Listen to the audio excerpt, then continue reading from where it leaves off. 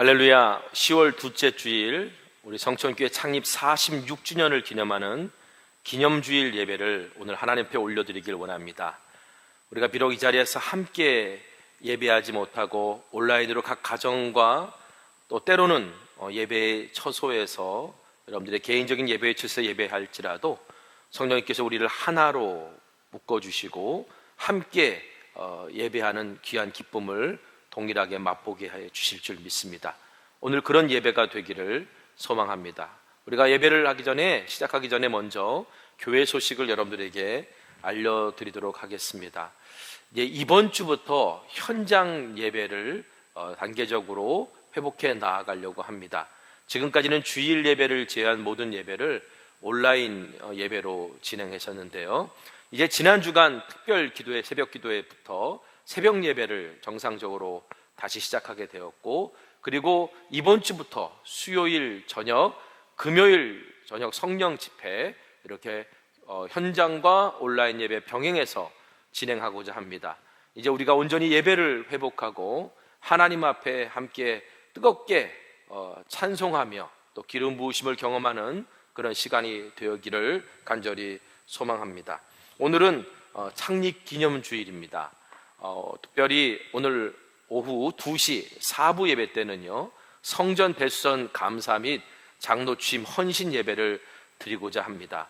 우리가 방역 지침 때문에 많은 분들이 이 대예배실에서 함께 예배할 수 없지만 우리가 비전홀, 드림홀, 또 아가페홀 등지에서 함께 예배하실 수 있습니다. 여러분들, 우리 주님의 몸된 교회를 하나님께서 아름답게 세워가시고 새로운 시작을 알리는 그런 성전 대수선 감사 및 장로 취임 헌신 예배를 위해서 기도해 주시고요. 우리 온라인으로 예배 드리시는 분들도 2시에 현장 중계를 하니까 함께 참여해 주시면 감사드리겠습니다. 자, 10월 13일 이번 주 수요일부터 추수감사절인 주일까지 우리 공동체 성경 읽기 초막절 성경 통독 기도회가 시작됩니다. 이 초막절 성경 통독 기도회는 올해는 현장, 다니엘 기도실 현장과 온라인 줌으로 병행하여 시작하려고 합니다. 홈페이지에서 초막절 성경 통독 기도회를 클릭하시면 그 링크를 따라서 줌 공간에 들어오셔서 함께 성경 통독에 참여하실 수 있는데요. 자, 이를 위해서는 신청해 주셔야 됩니다. 일단은 개인이 신청하실 수 있습니다. 개인 1위는 다니엘 기도실에서 성경 읽기에 동참하실 수 있고 줌으로도 동참하실 수 있습니다.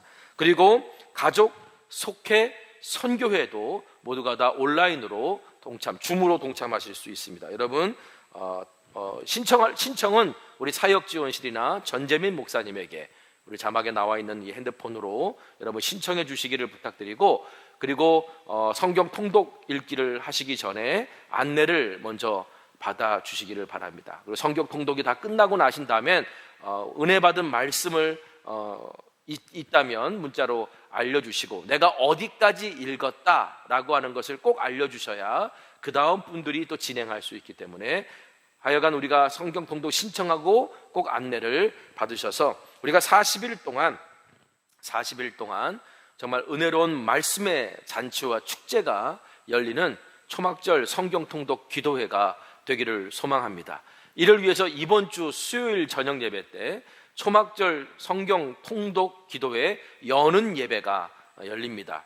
현장 중계가 진행이 되니까요, 여러분 함께 참여하셔서 우리 초막절 성경 통독 기도회가 정말 하나님의 은혜 가운데 아름답게 시작되는 그런 역사를 경험해 보기를 간절히 소망합니다. 자, 오늘 이 시간 서로 축복하는 시간 갖도록 하겠습니다. 우리가 비록 한 자리에 함께하지 못하지만 그러나 성령님은 동일하게 우리 가운데 역사하시고 우리 하나로 역사하십니다. 먼저 함께 지금 예배하고 있는 가족들이 있다면 먼저 우리 가족들을 향해 축복하길 원합니다.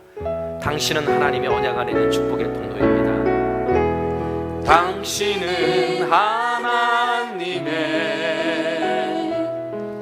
언약 안에 있는 축복의 통로,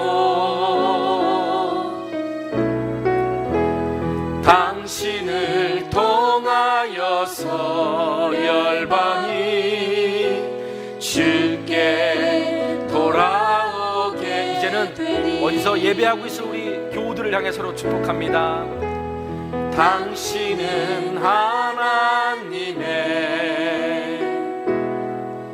언약 안에 있는 축복의 통로, 당신을 통하여서 열방이 주께 예배하게 되리.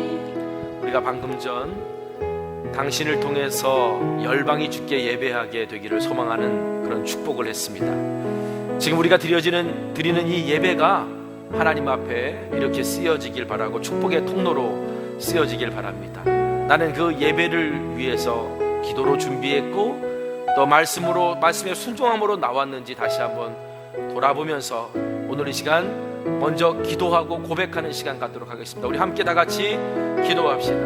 거룩하신 아버지 하나님, 우리 창립주일을 맞아서 우리가 하나님 앞에 나와 예배합니다. 비록 우리가 함께 모여 예배하지 못하지만 그러나 이 온라인 예배를 통해 예배하는 주의 자녀들에게 그 어디에 있든지 어떤 곳에서 예배하든지 오늘 주님을 향한 사모함이 있게 하여 주시고, 그리고 주님을 더 알고자 하는 목마름이 있게 하시고, 그리고 이 예배가 열방이 주님께 돌아오는 시작이 되는 그런 복된 예배 될 수 있도록 인도하여 주시옵소서. 거룩하신 하나님, 창립기념주일 맞아서 오늘 드려지는 귀한 예배에 성령님 함께 하셔서 우리 모두에게 하나님의 꿈을 심어주시고 주 앞에 나아가는 열정이 생기는 기름 부으심을 더하여 주시며 우리의 찬송과 영광을 받아 주시옵소서. 예수님의 이름으로 기도합니다. 아멘. 하나님은 영이십니다. 영이신 하나님께 영과 진리로 예배합시다. 우리 함께 하나님 앞에 고백하며 나아가겠습니다. 나는 하나님을 예배하는 예배자입니다.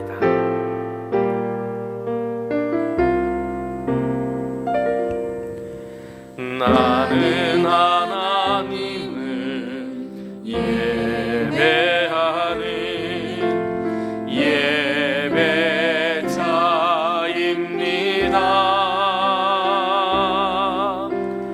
내가 서 있는 곳 어디서나 하나님을 예배합니다.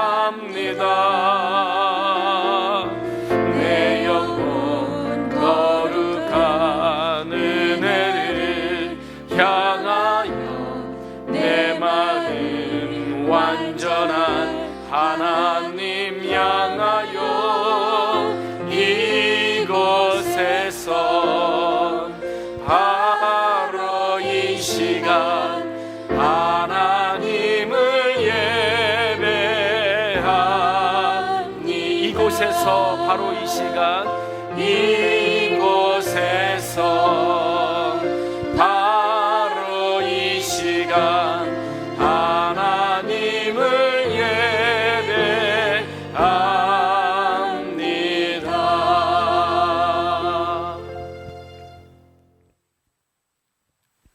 전능하사 천지를 만드신 하나님 아버지를 내가 믿사오며 그 외아들 우리 주 예수 그리스도를 믿사오니 이는 성령으로 잉태하사 동정녀 마리아에게 나시고 본디오 빌라도에게 고난을 받으사 십자가에 못 박혀 죽으시고 장사한 지 사흘 만에 죽은 자 가운데서 다시 살아나시며 하늘에 오르사 전능하신 하나님 우편에 앉아 계시다가 저리로서 산 자와 죽은 자를 심판하러 오시리라. 성령을 믿사오며 거룩한 공회와 성도가 서로 교통하는 것과 죄를 사하여 주시는 것과 몸이 다시 사는 것과 영원히 사는 것을 믿사옵나이다. 아멘. 그러므로 주 안에서 갇힌 내가 너희를 권하노니 너희가 부르심을 받은 일에 합당하게 행하여 모든 겸손과 온유로 하고 오래 참음으로 사랑 가운데서 서로 용납하고 평안에 매는 줄로 성령이 하나 되게 하신 것을 힘써 지키라. 몸이 하나요 성령도 한 분이시니 이와 같이 너희가 부르심의 한 소망 안에서 부르심을 받았느니라. 주도 한 분이시요 믿음도 하나요 세례도 하나요 하나님도 한 분이시니 곧 만유의 아버지시라. 만유 위에 계시고 만유를 통일하시고 만유 가운데 계시도다.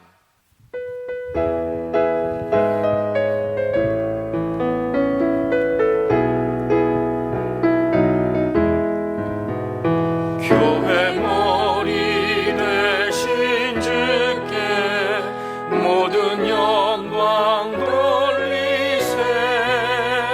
머리돌 되신 주께 모든 영광 돌리세. 내가 주는 물 마시는 자 영원히 목마름 없으며 나의 주는 영생의 샘물 마름 없는 성천일샘. 지금까지 인도하신 주님께 감사하세. 어려운 시련에도 이길 힘을 주신 주. 내가 주는 물 마시는 자 영원히 목마름 없으며 나의 주는 영생의 샘을 마름 없는 성천일샘. 어디든지 가오리다 주님과 함께라면 지금도 두려움 없네. 주님과 함께라면 내가 주는 물 마시는 자 영원히 목마름 없으며 나의 주는 영생의 샘을 마름 없는 성천일샘. 여호와의 제단 위에 영생의 샘이 넘쳐 성천 식구 모두 함께 주님을 따르네. 내가 주는 물 마시는 자 영원히 목마름 없으며 나의 주는 영생의 샘을 마름 없는 성천일샘.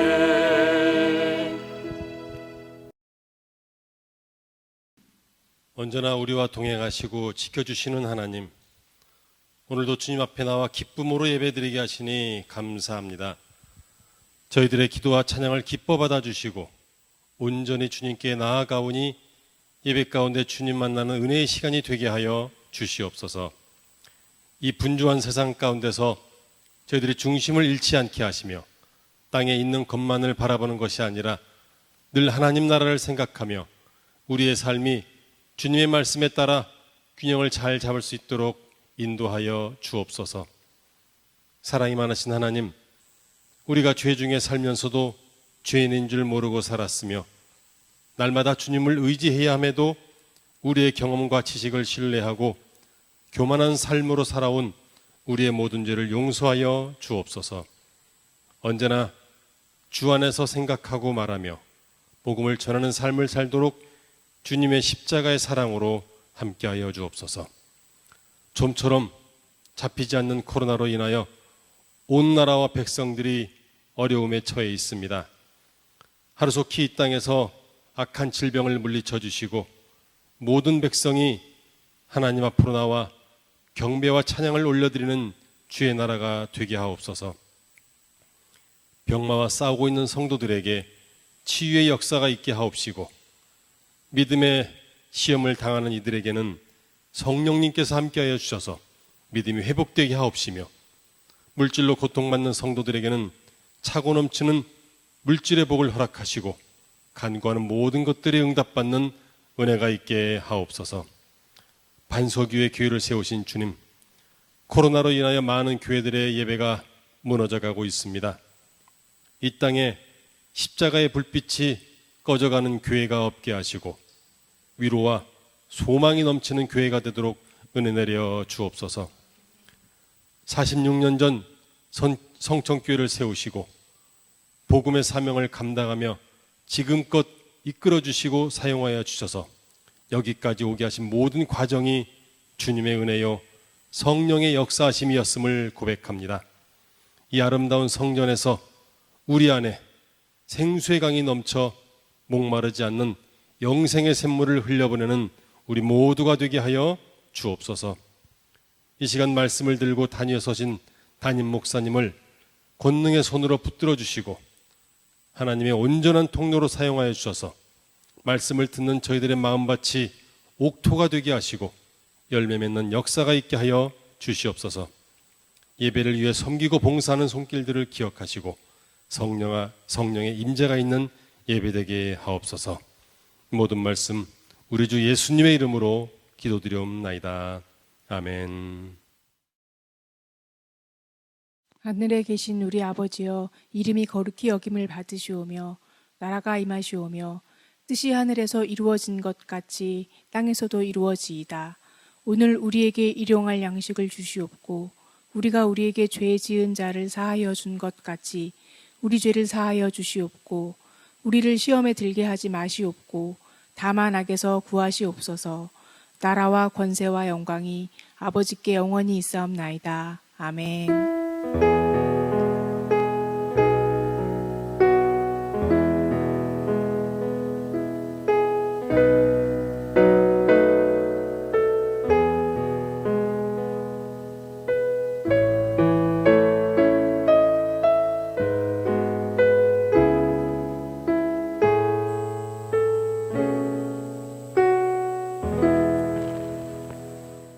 오늘 우리에게 주신 하나님의 말씀은 베드로전서 2장 4절에서 8절까지 있는 말씀입니다. 사람에게는 버림바가 되었으나 하나님께는 택하심을 입은 보배로운 산돌이신 예수께 나아가 너희도 산돌같이 신령한 집으로 세워지고 예수 그리스도로 말미암아 하나님이 기쁘게 받으실 신령한 제사를 드릴 거룩한 제사장이 될지니라. 성경에 기록되었을 때 보라, 내가 택한 보배로운 모퉁이 돌을 시온에 두노니 그를 믿는 자는 부끄러움을 당하지 아니하리라 하였으니, 그러므로 믿는 너희에게는 보배이나 믿지 아니하는 자에게는 건축자들이 버린 그 돌이 모퉁이의 머릿돌이 되고 또한 부딪히는 돌과 걸려 넘어지게 하는 바위가 되었다 하였느니라. 그들이 말씀을 순종하지 아니하므로 넘어지나니 이는 그들을 이렇게 정하신 것이라. 아멘. 자, 오늘은 베드로전서를 통해 배우는 제자도 세상이 이웃 삼고 싶은 그리스도인 8번째 시간입니다. 자, 오늘 우리는 앞에서 말씀드렸던 것처럼 교회 창립 46주년을 기념하는 기념주일로 지킵니다. 5년 전에 월계동에서 상계동으로 우리 교회를 이전해서 2017년 3월부터 대수선 공사를 시작했습니다. 대수선 공사를 시작할 때 우리가 외쳤던 표어를 여러분 혹시 기억하십니까? 네, 새성전 새사명이라고 하는 표어입니다. 대수선 공사는 새롭게 교회를 건축하는 것보다 사실 더 힘든 공사입니다. 그래서 기존 교회 건물을, 이 상계동 교회 건물을 철거하고 새로운 교회 건물을 짓자는 의견도 있었고, 또 대수선 공사가 지연되고 힘들 때마다 그냥 새로 짓지 그랬어 라고 하는 그런 말들을 주변 분들에게 많이 들었었습니다. 뭐 단편적으로 보면 맞는 말일 수 있고, 그러나 속사정을 모르는 분들은 뭐 그렇게 얘기할 수 있습니다만, 그러나 당시 우리 교회에서는 대수선이 최선의 선택이었고 그 이유에 대해서는 제가 몇 차례 설명드렸던 걸로 기억납니다. 그리고 저는 시간이 지날수록 그 대수선을 하기로 한 이 결정이 주님께서 선하신 뜻대로 인도한 것이었다는 사실을 지금도 믿는 마음은 변함이 없습니다. 하지만 지난 4년 동안의 대수선 공사 중에 어찌 후회되는 결정이 없을 수 있을까요? 돌이켜보면 후회되는 결정도 참 많았습니다. 그런데 모든 것이 은총으로 또 감사의 이유가 되는 그런 경험들을 하게 됩니다. 왜 그랬을까 생각해 봤습니다. 그냥 후회되는 결정, 어떨 때는 옳지 않은 결정을 한 적도 있지만 그것들이 어떻게 합력하여 선이 되어지는 은총이고 감사의 이유가 되어지는 그런 결과들로 나아갈 수 있었을까?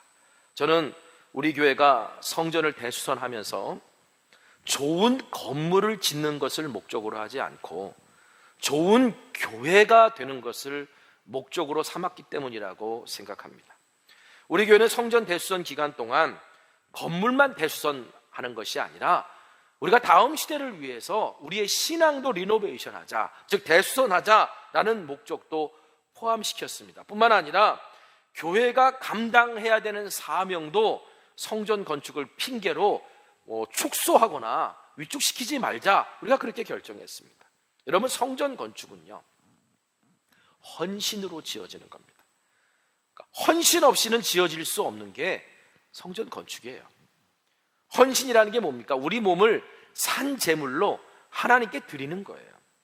이거는 억지로 시켜서 할 수 있는 것도 아니고 의무로 할 수 있는 것도 아닙니다. 여러분, 헌신이 진정한 헌신이 되려면 자원하는 마음이 있어야 돼요. 그래야 우리가 기쁨으로 헌신할 수 있고 하나님께서는 그런 헌신을 기뻐하시기 때문입니다. 저는 그래서 성전 대수선을 시작하면서 이런 원칙과 기도의 제목을 가지고 있었어요. 이 성전 대수선, 이 성전 건축이 자원하는 마음으로 이루어지게 해달라고, 자원하는 헌신으로 성전이 지어지게 해달라고. 두 번째는 그 헌신을 통해 우리 교회가 하나님 나라의 사명을 감당하는 새로운 기름 부으심을 경험하게 해달라고. 그리고 세 번째는 그러므로 말미암아 영적인 영향력 있는 교회로 자라가서 하나님 나라의 사명을 더 넓게 확장시켜가는 교회가 될 수 있게 해달라고. 그런 영적인 대수선이 이 대수선과 함께 이루어지게 해달라고 그렇게 소망했습니다. 그때 제 마음속에 감동을 주셨던 말씀이 출애굽기 35장 이후에 나오는 하나님께서 이스라엘 회중 가운데 거하신 회막, 첫 번째 성소인 그 회막을 지은 이야기였어요. 여러분, 그 회막은 어떻게 지어졌나요? 첫 번째로요, 자원하여 드려진 것으로 지어졌습니다. 우리 출애굽기 말씀을 한번 보겠습니다. 출애굽기 말씀, 출애굽기 35장 29절 말씀입니다. 마음에 자원하는 남녀는 누구나 여호와께서 모세의 손을 빌어 명령하신 모든 것을 만들기 위하여 물품을 드렸으니 이것이 이스라엘 자손이 여호와께 자원하여 드린 예물이라. 회막을 질 때는요, 그냥 누가 시켜서 의무적으로 한 게 아니라 다 자원하여 예물을 드렸다는 거예요. 자, 물질만 자원한 게 아닙니다. 물질이 없는 사람도 있을 거 아닙니까? 그리고 또 물질만 필요한 게 아니라 어떤 재능도 필요할 때가 있지 않습니까? 회막을 지을 때는요, 재능까지 자원하여 드렸어요. 출애굽기 36장 이전에 모세가 부살렐과 오홀리압과 및 마음이 지혜로운 사람 곧 마음에 여호와께로부터 지혜를 얻고 와서 그 일을 하려고 마음에 원하는 모든 자를 불렀다. 마음에 원하는, 자원하는 마음이 있는 모든 사람, 재능 있는 모든 사람을 불러서 회막을 짓게 했다는 거예요.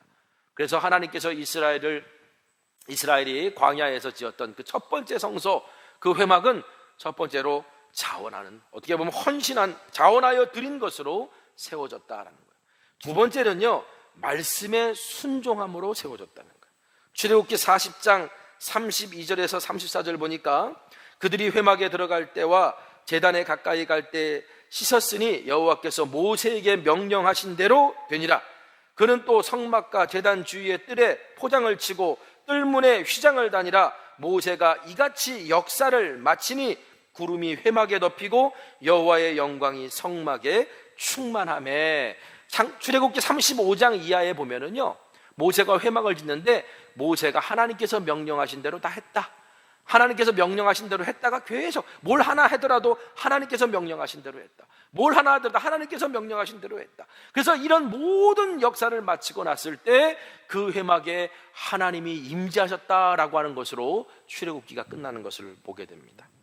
여러분, 모세는 처음부터 끝까지 말씀에 순종함으로 하나님이 거하시는 회막을 지었어요.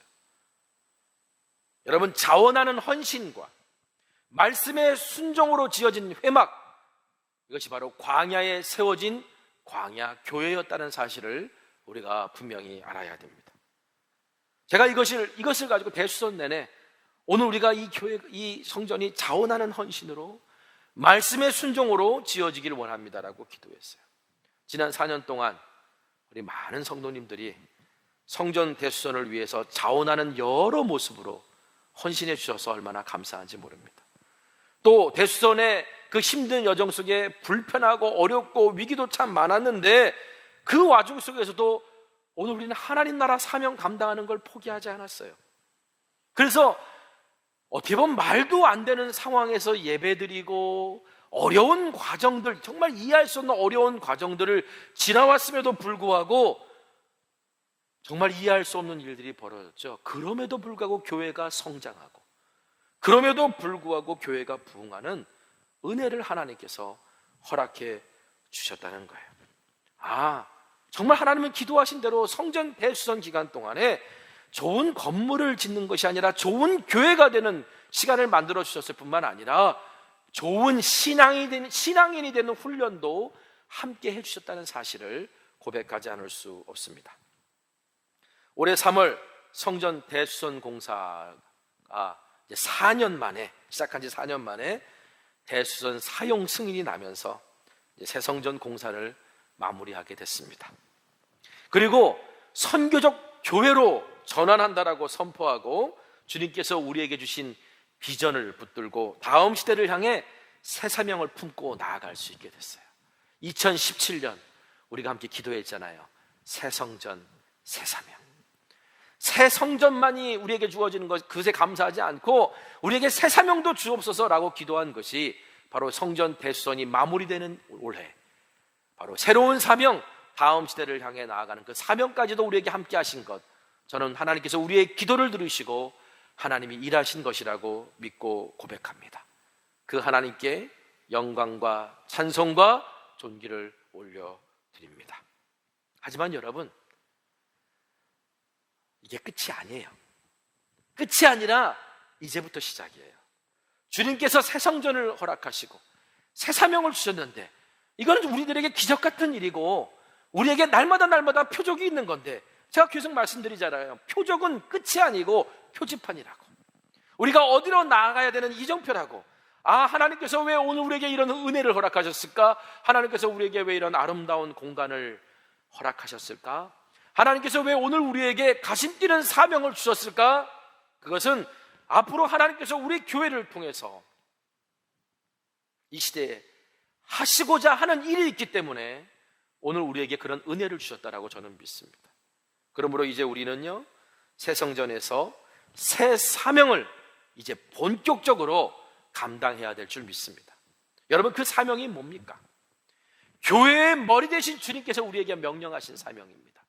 땅끝까지 증인되고 가서 제자 삼으라는 주님의 위대한 명령입니다. 그러므로 이제 우리 교회는 단순히 좋은 건물이 있는 교회가 아니라 좋은 교회가 되려고 했던 것처럼 이제는 좋은 교회로 끝나는 것이 아니라 좋은 교회를 넘어 주님의 위대한 명령에 순종하는 위대한 교회로 나아가야 될 줄 믿습니다. 여러분, 교회의 건물, 언젠가 우리가 수고하고 애쓴 이 건물도 허물 날이 올 거예요. 아니면 다시 리노베이션 하는 그런 날이 올지도 모릅니다. 또 예배 형식, 교회 안에 있는 여러 조직들, 여러분, 이런 것들은 시간이 흐르면서 점점 변해요. 또 교회는요, 어떤 문화적 토양에 따라서 다양한 모습을 갖춰왔습니다. 이거는 교회의 다른 모습들은, 어떤 예배 형식의 다른 모습들은 틀린 게 아니라 그냥 다른 것뿐이에요. 제가 우연치 않은 기회로 일주일 동안 텐트 치고 거기서 먹고 자면서 천여 명의 세계 각국에서 온 예배자들과 함께 그렇게 예배를 드릴 수 있었던 그런 참 복된 기회가 저에게 있었습니다. 하루에도 그냥 몇 번씩 밥 먹고 예배드리고 밥 먹고 예배드리고 밥 먹고 예배드리는데 그것이 그렇게 즐겁고 행복할 수 없었어요. 각 예배 때마다 세계 각국에서 온 예배자들이 자기 나라의 예배 형식을 가지고 자기 나라의 찬양을 가지고 함께 예배했는데 언어도 다르고 형식도 다르고 그리고 곡조도 다르지만 성령님이 놀랍게 그 예배 가운데 역사하는 그 기름 부으심이 있는 예배를 경험했던 그런 은혜를 체험한 적이 있었습니다. 그때 깨달았어요. 교회를 하나 되게 하는 것은 언어가 아니다, 형식이 아니다, 규칙이 아니다, 전통이 아니다. 교회를 하나 되게 하는 것은 오직 성령의 인도하심에 순종하고 따를 때 교회가 하나 되는 것이구나. 여러분, 교회에 나타나는 모습은 이처럼 다양할 수 있고 언제든지 변할 수 있습니다. 하지만 교회를 교회 되게 하는 원리만큼은 변하지 않아요. 교회가 교회되는 원리는 그리스도가 교회의 머리가 되셔야 되고, 그리고 교회는 그리스도의 몸이 되어야 진정한 교회가 된다는 거예요. 그래서 에베소서 1장 22절 23절에 바울은 교회를 그리스도의 몸으로 비유하면서 이렇게 말합니다. 또 만물을 그의 발 아래 복종하게 하시고 그를 만물 위에 교회의 머리로 삼으셨느니라. 교회는 그의 몸이니 만물 안에서 만물을 충만하시게 하시는 이의 충만함이니라. 교회는 그의 몸이다. 그러면서 교회가 그리스도의 몸이라면 우리는 우리 한 사람 한 사람은 그 몸의 지체라고 또 가르칩니다. 고린도전서 12장 12절, 몸은 하나인데 많은 지체가 있고 몸의 지체가 많으나 한 몸인가 같이 그리스도도 그러하니라. 자, 이 말씀에서 그리스도도 그러하니라 라고 하는 말보다 교회도 그러하니라 라고 하는 말이 원래 문맥상 맞아요. 그런데 왜 바울은 그리스도도 그러하니라 라고 얘기했을까요? 그것은 다름이 아니라 교회는 그리스도의 몸이다 라는 걸 강조하기 위함이었습니다. 자, 오늘 본문에서도요, 동일한 원리로 사도 베드로는 교회를 돌로 집을 짓는 것으로 그렇게 묘사합니다. 자, 4절 5절 다시 한번 읽어보겠습니다. 사람에게는 버림바가 되었으나 하나님께는 택하심을 입은 보배로운 산돌이신 예수께 나아가 너희도 산돌같이 신령한 집으로 세워지고 예수 그리스도로 말미암아 하나님이 기쁘게 받으실 신령한 제사를 드릴 거룩한 제사장이 될지니라. 자, 여기서 베드로는 예수님을 뭐라고 비유하냐면 산돌이다. 돌은 죽은 거잖아요. 그런데 돌이 살아있다? 참 독특한 표현입니다. 베드로가 이런 아이디어를 가지고 교회를 설명할 수 있었던 것은 예수님께서 그렇게 먼저 가르쳐 주셨기 때문이에요. 마가복음 12장 10절에서 11절 세번역 성경으로 읽어드릴게요. 너희는 성경에서 이런 말씀도 읽어보지 못하였느냐? 집을 짓는 사람이 버린 돌이 집 모퉁이의 머릿돌이 되었다. 이것은 주님께서 하신 일이요 우리 눈에는 놀랍게 보인다. 예수님께서는요 시편 118편 22절의 말씀을 인용하시면서 당신이 바로 사람들이 버린 모퉁이 돌인데 머릿돌이 되신다라고 하는 그 이야기를 베드로에게, 제자들에게 해주셨어요. 다시 말하면 그냥 죽은 돌로 쌓여진 예루살렘 성전, 그 무너질 성전이 아닌 십자가에서 죽으심으로 이 땅에 새롭게 세워질 당신의 몸인 성전의 머릿돌이 친히 되시겠다라는 것을 예수님께서 제자들에게 가르치셨는데, 제자들은 주님이 부활하시고 난 걸 경험하고 난 다음에 그것을 깨닫게 되었던 거예요. 그래서 베드로는요 생명이 없는 돌로 쌓여진 성전과 예루살렘 성전과 대비해서 새로운 성전이 되는 교회를 살아있는 돌, 생명을 주시는 살아있는 머릿돌 되시는 그리스도를 중심으로 그리스도께 그 생명을 얻은 산 돌들이 세워져 가는 신령한 집이다, 즉 영적으로 성숙해져 가는 집이다, 이렇게 교회를 사도 베드로가 묘사했던 거예요.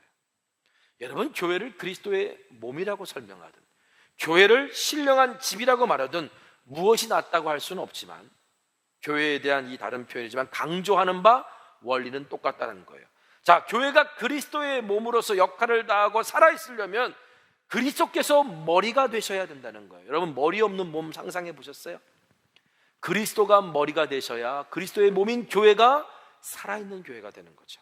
여러분, 교회가 신령한 집으로 세워져 가려면 생명을 주시는 그리스도가 머릿돌이 되어야 우리같이 죽을 수밖에 없는 이 돌들은 우리가 그리스도께 연결되어 생명을 받아 생명이 있는 집으로 지어져 가는 겁니다. 여러분, 교회가 그리스도의 몸으로 맡겨진 사명 감당하려면 그 몸의 각 지체들이 머리이신 그리스도의 명령에 따라 움직여야 건강한 교회가 되는 거죠.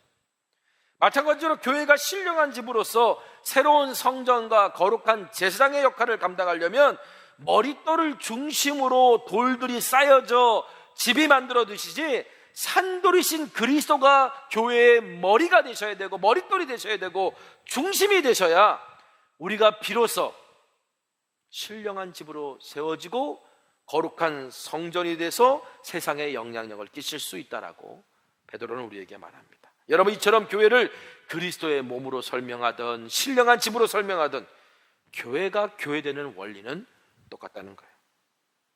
여러분, 교회가 교회되려면 살아있는 교회, 건강한 교회, 사명 감당하는 교회가 되려면 모든 일의 시작이 사도 베드로의 말처럼 머릿돌 되시는 그리스도로부터 시작되어야 된다는 것을 오늘 성경은 우리에게 말해줍니다.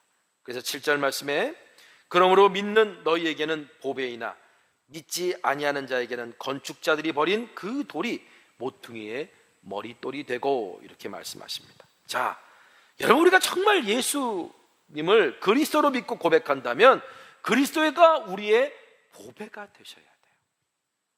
우리의 삶의 이유가 되고 목적이 되셔야 돼요. 그리스도께서 걸어가신 그 길이 우리의 삶의 방식이 되는 제자도가 바로 우리의 삶에 있어야 돼요. 이것이 모든 그리스도의 모든 것들이 그리스도가 교회의 모든 시작의 모든 시작의 이유가 되어야 되고 모든 시작이 되어야 돼요. 제가 지난 한 주간 동안 수가성 여인 이야기를 여러분들과 함께 나눴잖아요. 수가성 여인은 예수님이 누구신지 몰랐기 때문에 예수님께 물었어요. 당신이 야곱보다 큰 사람이냐고. 여러분, 뭐라고 대답하십니까? 여러분, 예수님이 야곱보다 큰 자입니까? 큰 분이십니까? 작은 분이십니까? 우리가 예수를 그리스도로 믿고 고백하는 사람들, 우리가 예수님은 야곱보다 큰 분인 걸 너무나 잘 알아요. 근데 수가성 여인은 예수님을 몰랐기 때문에 그렇게 물을 수 있었습니다. 그런데 우리가 예수님을 안다면서도요, 정작 예수님보다 더 큰 것을 두고 살아가는 모습이 우리 가운데 있지 않습니까? 여러분, 예수님을 믿지 않는 사람들이 볼 때 하나님 나라의 가치는요, 그들에게는 쓸모없는 돌 같은 거예요. 그래서 집을 짓는데, 자기의 인생의 집을 짓는데, 자기 사업의 집을 짓는데, 자기 미래의 집을 짓는데 하나님 나라의 가치는 쓸모없다고 생각해서 버립니다. 그런데 여러분, 그리스도인들이 인생의 집을 짓는데 그리스도를 필요 없는 것으로 여길 수 있습니까? 그리스도인이라면 마땅히 우리의 인생의 집을 짓는데 그리스도를 머릿돌로 삼아야 되는 거예요. 그런데 만약에 우리가 인생의 집을 지면서 스스로가 머릿돌이 되려고 그런다면 과연 그리스도인이 세워가는 집이라 말할 수 있겠냐는 거예요. 그런데 오늘 우리는 돈을 머릿돌로 삼으려고 하고 성공을 머릿돌로 삼으려고 하지 않습니까? 그렇다면 우리는 그리스도인이라고 말할 수 없는 거예요. 산돌이신 그리스도께서 우리의 머릿돌이 되셔야만이 우리는 성전이 되는 그리스도인의 삶을 살 수 있는 겁니다. 여러분, 하물며 교회는 어떻습니까? 그리스도를 머릿돌로 여기지 않고 어떻게 교회라고 말할 수 있겠습니까? 교회가 어떻게 다른 것을 머릿돌로 삼을 수 있겠습니까? 어떤 경우는요, 사람이 교회의 머릿돌 역할을 하려고 해요. 그러면 그것은 주님의 교회라고 말할 수도 없고, 아니 교회라고 말할 수도 없는 거예요. 그런 교회는 살아있을 수도 없고 음부의 권세도 이길 수 없습니다. 성경은 말합니다. 음부의 권세를 이길 수 있는 교회는 오직 딱 하나뿐이에요. 바로 예수님께서 내 교회라고 부르신 교회, 바로 주님의 교회, 주님이 주인 되시는 교회, 주님이 머릿돌 되시는 교회입니다. 마태복음 16장 18절에 또 내가 내게 이르노니 너는 베드로라, 내가 이 반석 위에 내 교회를 세우리니 음부의 권세가 이기지 못하리라. 자, 이 말씀은요, 예수님께서 제자들에게 물으셨어요. 사람들이 나를 누구라 하느냐? 그랬더니 제자들이 대답하기를 예수님은 뭐 엘리야 뭐 이렇게 얘기하면서 선지자 중에 한 사람이라고 그렇게 생각한다라고 예수님께 대답했어요. 사람들은 그렇게 생각하냐? 그러면 나와 함께 지금까지 동행한 너희들은 나를 누구라고 생각하느냐? 라고 그랬을 때 사도 베드로가 뭐라고 말합니까? 마태복음 16장 16절에 주는 그리스도시요 살아계신 하나님의 아들이시니라. 자, 베드로가 예수님이 어떤 분이신지 정확히 고백하자 예수님은 바로 그 반석 위에, 여기서 반석은 그리스도를 말하는 거예요. 베드로가 고백한 그 신앙 고백, 그리스도가 예수님이 누구냐라고 하는 그 그리스도 위에 내 교회를 세우겠다라고 말씀하셨어요. 자, 오늘 읽은 본문 말씀은요, 어떻게 반석 위에 주님의 교회가 세워지는지를 베드로가 구체적으로 설명한 것이라고 보면 돼요. 그리스도가 머릿돌 되시고 산돌이신 그리스도 안에서 산돌들이 되어서 신령한 집으로 쌓여져 가는 것, 그 교회만이 음부의 권세가 이길 수 없고 세상의 어떤 지옥문도 열 수 있는 능력과 권세를 가진 교회가 될 수 있다. 이것을 우리 예수님께서 말씀하신 겁니다. 제가 지난주에 제자도란 세상에서 성전으로 살아가는 삶이라고 그렇게 말씀드렸습니다. 우리가 어떻게 세상에서 성전으로 살아갈 수 있을까요? 오늘 우리가 나눈 이 이야기에 답이 있어요. 우리가 어떻게 세상에서 성전으로 살아갈 수 있냐면 무엇보다도 그리스도께서 나의 머릿돌이 되셔야 돼요. 그리스도께서 우리 교회의 머릿돌이 되셔야 된다는 거예요. 예수님이 우리의 진정한 주인 되시고 예수님이 중심되는 삶을 살 때 우리는 비로소 세상에서 성전이 되는 삶을 살 수 있는 거예요. 세상을 거룩하게 만드는 영향력 있는 삶을 살 수 있는 거예요.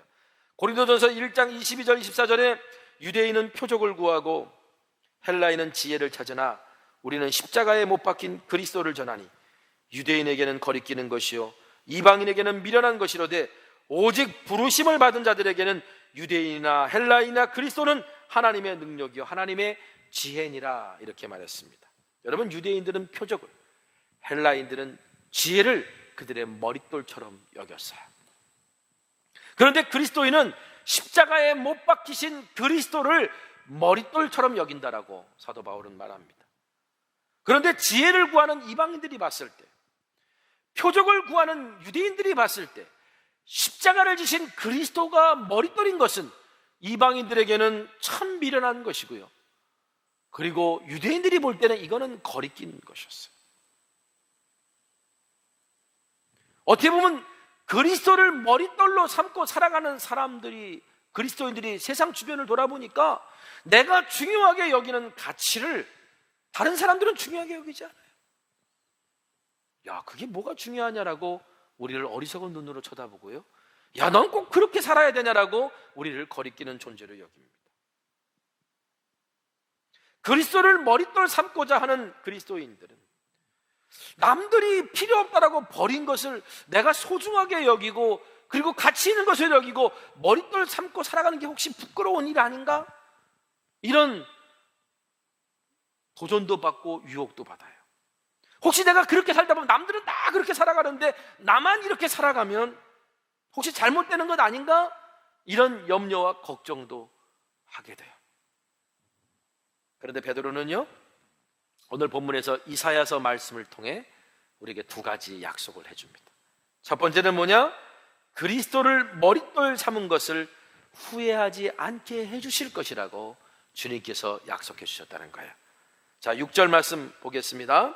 성경에 기록되었을 때 보라, 내가 택한 보배로운 모퉁이돌을 시온에 두노니 그를 믿는 자는 부끄러움을 당하지 아니하리라 하였으니. 자, 우리가 지금까지 그리스도를 머릿돌 삼고 살아와 세상 사람들은 중요하지 않다고 여기고 버린 것들인데 우리는 그것을 정말 중요하게 여기고 가치 있게 여기고 그것을 가지고 살아온 것이 지나고 나는데 야, 내 믿음이 결국 내가 이렇게 헌신한 게 헛것인가? 이게 결국 후회될 부끄러운 일, 후회될 일로 주님께서 결코 만들어 주시지 않겠다는 거예요. 오히려 그리스도를 머릿돌 삼지 않고 버린 자들은 그리스도를 머릿돌 삼고 보배로운 돌로 택함 받아 머릿돌 대신 그리스도를 머릿돌 삼아서 아름다운 집으로 세워지는 그 믿음의 사람들을 보고 오히려 그들이 부끄럽게 여기게 될 것이다 라고 성경은 이야기합니다. 자, 8절 말씀 보겠습니다. 또한 부딪히는 돌과 걸려 넘어지게 하는 바위가 되었다 하였느니라. 그들의 그들의 말씀을 순종하지 아니므로 넘어지나니 이는 그들을 이렇게 정하신 것이라. 그들이 버린 돌이 그들에게 거치는 돌이 되고 넘어지게 하는 바위가 되는 일들을 경험하게 될 것이다. 그러므로 여러분, 오늘 성경은 우리에게 말합니다. 그리스도를 머릿돌 삼지 않은 것을 후회할 날이 언젠가는 오게 될 거라고. 그러나 그리스도를 머릿돌 삼은 자들은 결코 후회할 일이 없게 우리 주님이 해주시겠다라고 약속하신 것을 믿으시기 바랍니다. 두 번째는요, 그리스도를 머릿돌 삼은 것 때문에 보배롭게 될 것이다 라고 성경은 우리에게 약속합니다. 7절 말씀 다시 보겠습니다. 그러므로 믿는 너희에게는 보배이나 믿지 아니하는 자에게는 건축자들이 버린 그 돌이 모퉁이의 머릿돌이 되고. 자, 믿는 너희에게는 보배이나 라는 말이 뭡니까? 하나님께서 보배롭게 여기시고 택하신 그리스도를 머릿돌 삼아 우리가 함께 지어졌기 때문에 우리도 같이 보배롭게 된다는 거예요. 어떤 미술 작품 같은 거 보면 주변에 있는 거는 아무것도 아닌 것 같은데 그 안에 뭔가 정말 중요한 다이아몬드가 바뀌었던 중요한 뭔가 바뀌어서 나머지 것들도 같이 있는 것이 되는 게 있잖아요. 그러니까 오늘 우리가 그렇게 된다는 거예요. 우리는 정말 아무것도 아니에요. 바울은 이걸 질그릇에 담긴 보배라고도 표현을 했어요. 우리는 정말 아무것도 아닌 존재인데 보배이신 그리스도가 우리 안에 있기 때문에 우리가 같이 보배롭게 된다는 거예요. 여러분, 그리스도로 이 땅에 산 것이 결코 후회될 것도 뿐만 아니라 명예롭게 되는, 여기서 보배롭게 된다는 말은 명예롭게 된다는 말이기도 해요. 명예롭게 여겨지게 될 것이고 사람들로 하여금 존귀하게 여김을 받게 될 것이다. 우리가 그리스도를 머릿돌 삼고 살아가는 이것이 정말 우리를 보배롭게 만들고 존귀하게 여김을 받게 하시는 은혜를 주실 것이라고 성경은 우리에게 약속합니다.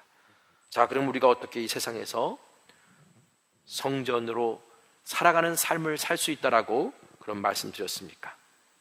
사람들에게 미련하다는 말을 듣고 거리낌을 당할지라도 그리스도를 우리의 머릿돌로 삼는 겁니다. 그래서 신령한 집으로 지어져 가는 모습을 보여주는 겁니다. 우리 안에 있는 보배로움과 아름다움을 비치는 것입니다. 여러분, 제자도는 다른 것이 아닙니다.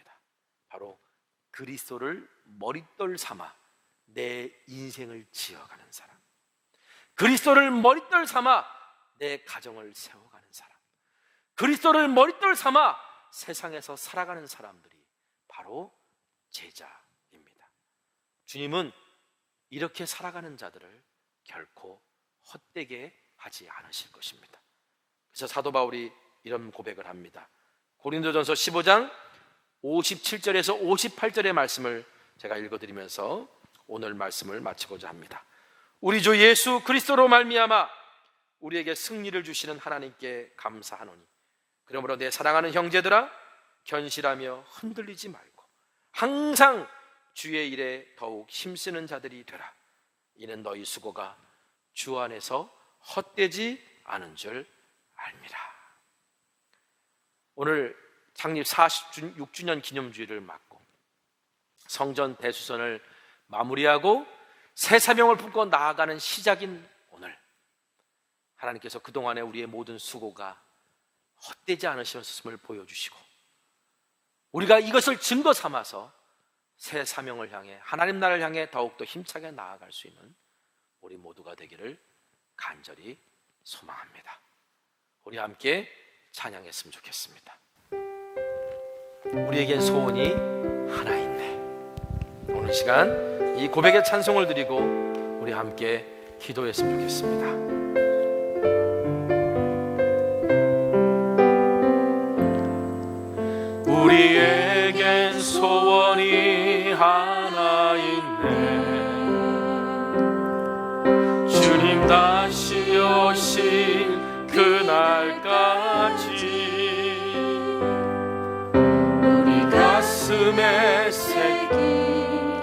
주의 십자가 사랑 나의 교회를 사랑케 하네.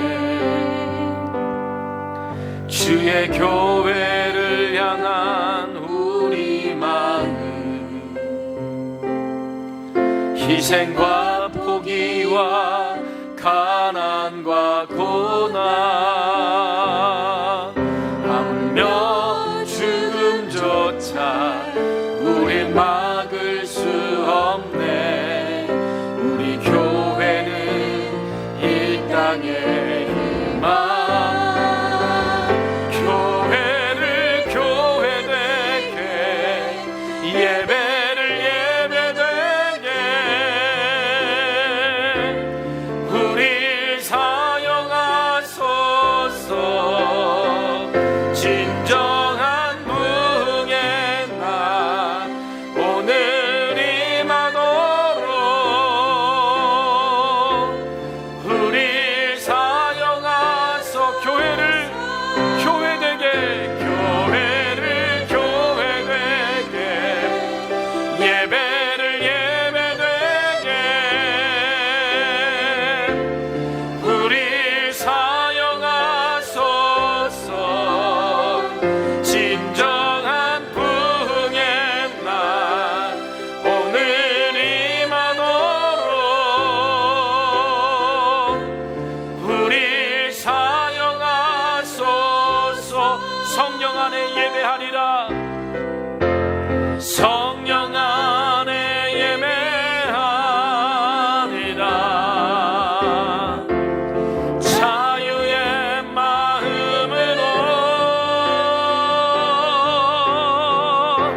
사랑으로 사역하리라.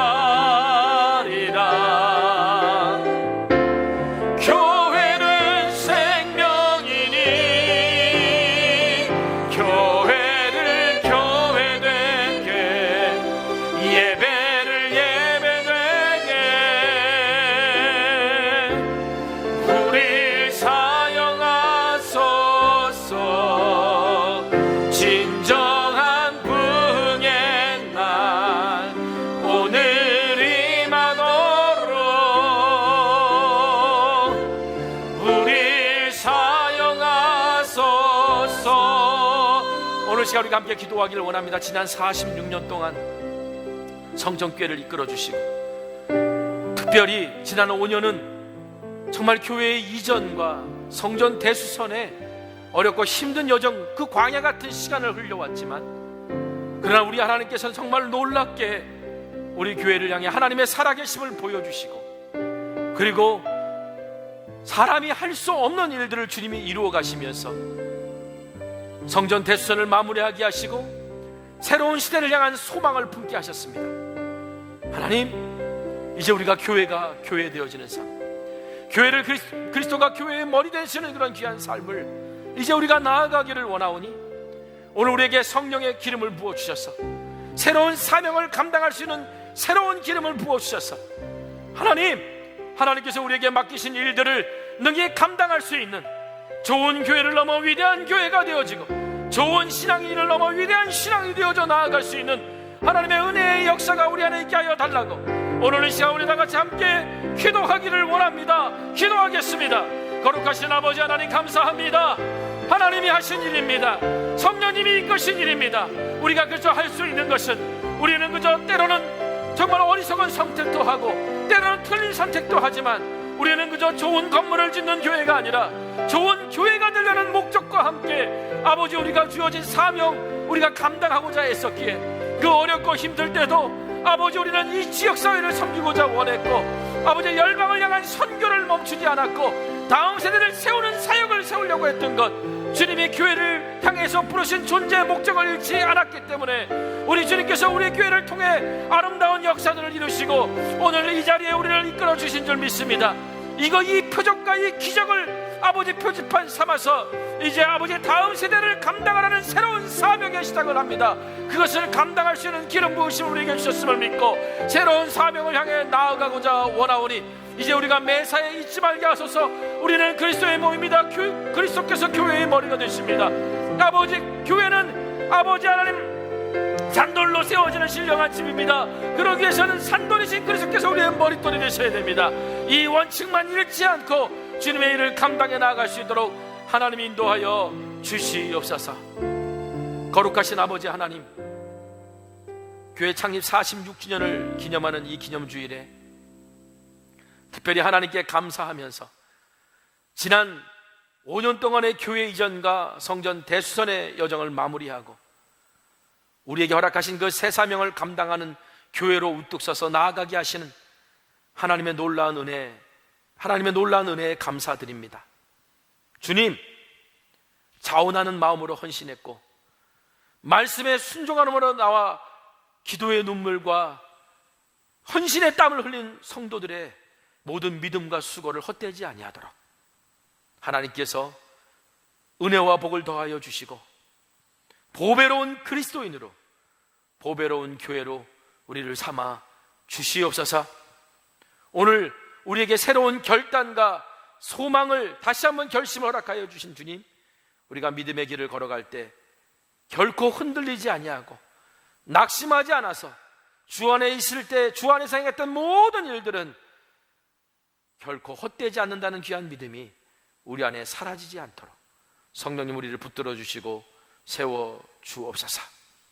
오늘도 주의 전에 나와 예배하기를 소망하지만 각자의 삶의 이유와 처지 때문에 가정에서, 삶의 자리에서 예배하는 주의 성도들을 기억하시고 뿐만 아니라 특별히 홀로 외롭게 아파하고 세상에 무거운 짐 지고 걸어가는 주의 자녀들을 기억하시사 오 하나님, 하나님이 그들과 함께 동행하시며 그리스도를 머릿돌 삼은 자들에게 주님께서 아름다운 인생으로 주님이 세워주신다는 귀한 믿음의 고백이 우리 안에 있을 수 있도록 성령님 함께하여 주시옵소서.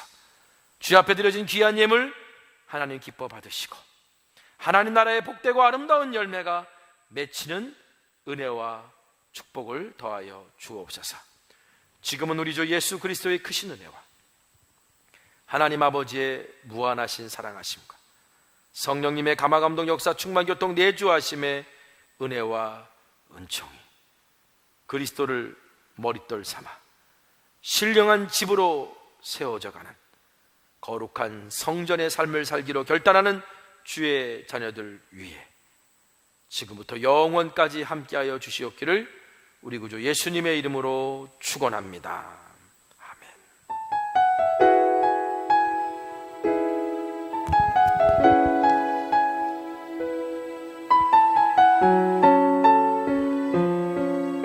찬양하고 고백하길 원합니다.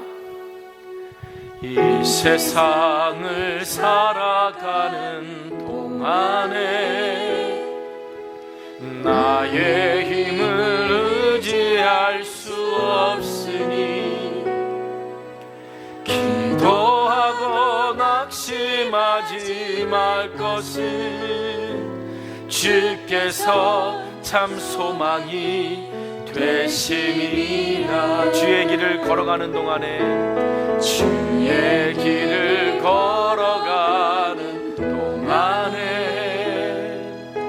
세상에 것 의지할 수 없으니 감사하고 낙심하지 말 것은 주께서 참 기쁨이 되심이라. 하나님의 꿈이 나의 비전이 되고 예수님의 성품이 나의 인격이 되고 성령님의 권능이 나의 능력이 되길 원하고 바라고 기도합니다. 하나님의 꿈이 나의 비전이 되고 예수님의 성품이 나의 인격이 되고 성령님의 권능이 나의 능력이 원하고 바라고 기도합니다.